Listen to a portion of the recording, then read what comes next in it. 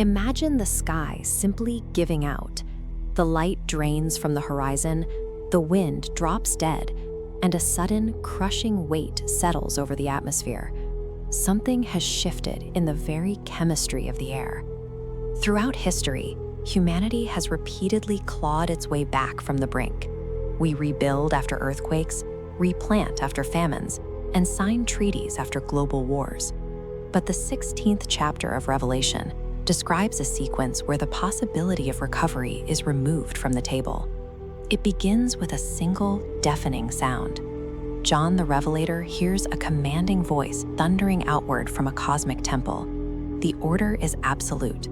Go your ways and pour out the vials of the wrath of God upon the earth. These events function as a strategic encirclement. Each vial strikes a specific pillar of civilization, methodically stripping away the assets of a world in revolt until the rebellion has nowhere left to turn. The first angel steps forward and pours his vial onto the dirt. The result is surgical. A malignant, agonizing sore breaks out across the population, striking only those who carry the mark of the beast and remain loyal to its global empire. Then the scope expands. The second angel pours his vial directly onto the ocean. The salt water thickens, turning into the toxic blood of a corpse. Every living creature in the sea suffocates. With the oceans dead, the third angel targets the continents. He pours his vial over the inland rivers and the underground springs. The freshwater supply turns to blood. In rapid succession, these three strikes eliminate the foundational elements of survival. Global shipping lanes rot, the drinking water vanishes, and humanity is left physically trapped on a dying planet. With the ground and water neutralized, the assault moves upward. The fourth angel targets the sun, which begins to scorch the earth with solar fire. The atmosphere itself becomes a furnace. But before the burns can blister, the environment flips. The fifth angel pours his vial directly onto the throne of the beast, and the blinding heat is swallowed by a suffocating darkness. The physical pain is so intense that the text describes people gnawing their own tongues in agony. Yet a strange psychological reaction occurs. Instead of pleading for mercy, they look up into the black sky and curse the God of heaven. This reaction reveals the state of the human heart at the end of the age. It shows an empire so deeply entrenched in its own pride that its citizens choose to face the fire rather than surrender their autonomy. The sixth angel introduces a tactical shift. He pours his vial onto the great river Euphrates, and the water drains into dust.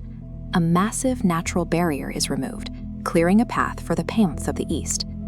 From the shadows of this dried riverbed, three spirits emerge. John describes them as entities resembling frogs, crawling from the mouths of the dragon, the beast, and the false prophet. Their singular purpose is deception, backed by supernatural signs.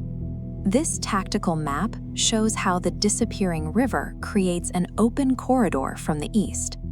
These entities leverage the cleared landscape to manipulate the Earth's remaining rulers and mobilize their military forces. A gravitational pull takes hold of these global leaders. They are compelled to march their surviving armies toward one single destination.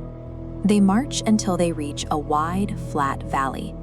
Revelation names this staging ground in the Hebrew tongue, Armageddon. Humanity is unaware of its actual position. They believe they are assembling to wage a final war, but in reality, they have been lured into a trap.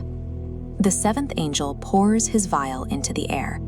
A voice thunders from the heavenly throne with three final words: "It is done." The earth undergoes a violent upheaval.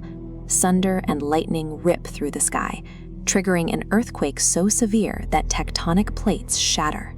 Islands flee from their foundations, and mountains are leveled into the earth. The great city of Babylon fractures into three parts under the shifting ground. The remnants of society are then pummeled by hailstones, weighing nearly 100 pounds each, crushing whatever infrastructure remains.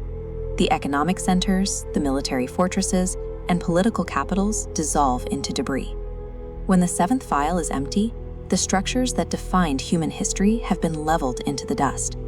The ecological fractures and geopolitical tensions we see in the morning news find a strange mirror's edge reflection in this ancient text. Yet, right in the middle of this sequence, sandwiched between the gathering armies and the final earthquake, there is a sudden interruption. Behold, I come as a thief. Blessed is he that watcheth. The battle lines are already being drawn. When the final restraints are lifted and the countdown begins, where will you be standing?